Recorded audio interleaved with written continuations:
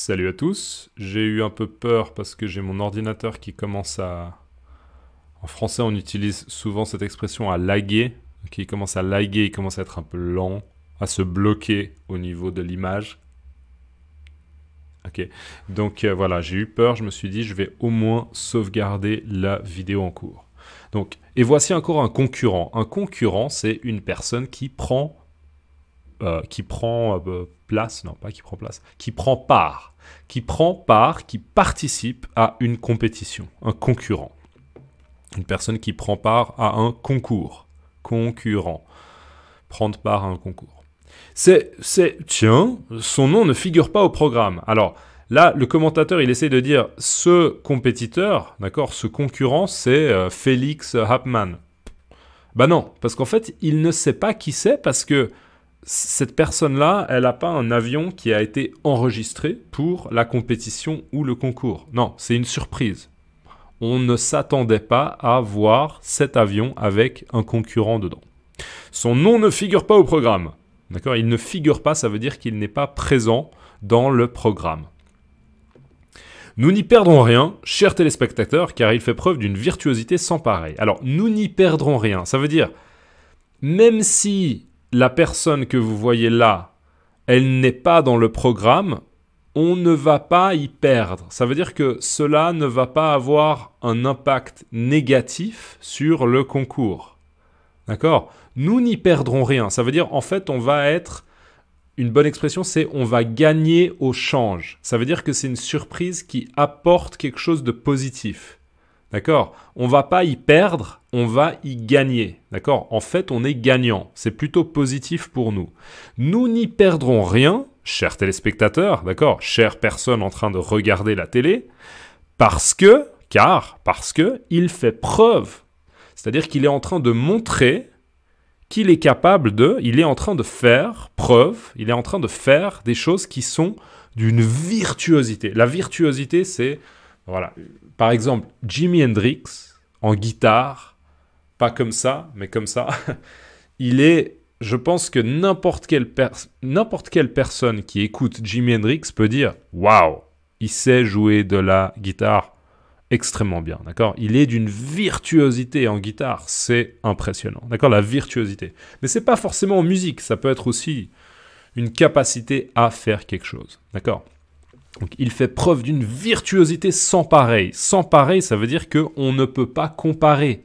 Il n'y a pas pareil. Ça veut dire que c'est exceptionnel, c'est extraordinaire, d'accord ? C'est quelque chose de sans pareil, ça peut être utilisé pour quelque chose de très très positif. Donc, et voici encore un concurrent. Tiens, son nom ne figure pas au programme. Nous n'y perdrons rien, chers téléspectateurs, car il fait preuve d'une virtuosité sans pareil. Là, on a un gros plan sur Tintin qui regarde, qui voit l'avion. Et je vous ai un peu spoilé, vous avez vu l'image, vous vous dites « Oh non !» Alors, on continue à lire. Spectacle hallucinant que cet avion qui, piloté d'une main sûre, exécute les acrobaties les plus folles et les plus audacieuses. Alors, un spectacle, d'accord, un show, un spectacle, c'est un spectacle hallucinant. Hallucinant, si on prend de la drogue, d'accord, de la drogue, peut-être qu'on va avoir des hallucinations. Oh mon Dieu, un éléphant qui vole. Oh, des éléphants dans le ciel qui volent. D'accord, hallucinant, avoir des hallucinations. Mais l'adjectif hallucinant, on l'utilise facilement. Moi, c'est quelque chose, c'est un adjectif que j'utilise tout le temps. C'est hallucinant. Ça veut dire c'est très très choquant ou c'est très très surprenant. C'est hallucinant, d'accord ? Donc c'est un spectacle hallucinant. On a du mal à croire ce qu'on voit. C'est un spectacle hallucinant que cet avion, en fait, c'est une manière de dire cet avion-là est un spectacle hallucinant. Il est piloté d'une main sûre. Ça veut dire être piloté d'une main sûre. L'expression d'une main sûre, ça veut dire que la personne qui le pilote, c'est une personne qui est sûre d'elle, qui a vraiment des grandes capacités, qui reste calme et qui maîtrise. Elle a vraiment la maîtrise de ce qu'elle est en train de faire. D'accord ? Piloté d'une main sûre. On a la maîtrise. On est en train de faire ça avec un grand contrôle. Qui, piloté d'une main sûre, exécute les acrobaties. On se rappelle, hein, les acrobaties. D'ailleurs, j'utilise ma bouteille pour boire parce que je parle beaucoup trop et j'ai soif. Donc, piloter d'une main sûre, exécute, fait des acrobaties, d'accord? Exécuter, faire, c'est la même chose. Exécute des acrobaties les plus folles, d'accord? Être fou, c'est... on peut être fou parce que on n'est pas en bonne santé mentale, d'accord? On a des problèmes psychologiques et par exemple, une personne folle, peut-être qu'elle peut dire oh, des éléphants qui volent, d'accord? Elle n'a pas besoin de drogue pour dire il y a des éléphants qui volent, d'accord? D'accord, des éléphants qui volent. Probablement pas, d'accord? Une personne folle. Mais les acrobaties les plus folles, c'est les acrobaties les plus spectaculaires, les plus incroyables, les plus dangereuses peut-être. D'accord? Exécute les acrobaties les plus folles et les plus audacieuses. Avoir de l'audace, d'accord? Avoir de l'audace, ça veut dire qu'on a... C'est assez proche de l'ambition, de l'audace. L'audace, pour moi, je le définis comme une capacité à faire quelque chose de difficile, mais en prenant des risques. Et une personne audacieuse, en général, c'est probablement une personne qui a de l'ambition. Et qui, du coup, parce qu'elle a un petit peu de l'ambition, des fois, elle fait des choses qui sont risquées. Peut-être que ça va marcher, mais peut-être que ça va pas marcher du tout. D'accord? Être audacieux, c'est-à-dire avoir le goût de prendre des risques pour faire des choses qui sont difficiles. D'accord? Donc, spectacle hallucinant que cet avion qui, piloté d'une main sûre, exécute les acrobaties les plus folles et les plus audacieuses. D'accord? Et là, on voit qu'en fait, il s'agit de Dupont et Dupont dans l'avion jaune, d'accord, qu'on avait vu il y a quelques pages. On pensait l'avoir oublié, mais en fait, il est toujours là, en train de voler, d'accord?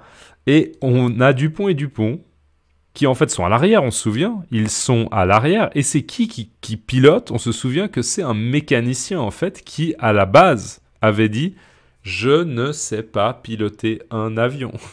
Okay. Donc c'est complètement absurde de se dire que le programme télévisé mentionne que cet avion-là est piloté d'une main sûre, alors que l'homme qui est en train de piloter l'avion dit ne pas savoir piloter un avion. D'accord? Et donc, Dupont et Dupont disent « Au nom de la loi, atterrissez !» D'accord? Au nom de la loi, c'est un peu d'une manière... C'est une manière de dire « Nous sommes policiers, d'accord? Et nous vous donnons l'ordre. C'est un ordre. Vous devez atterrir, d'accord? Décoller. Atterrir.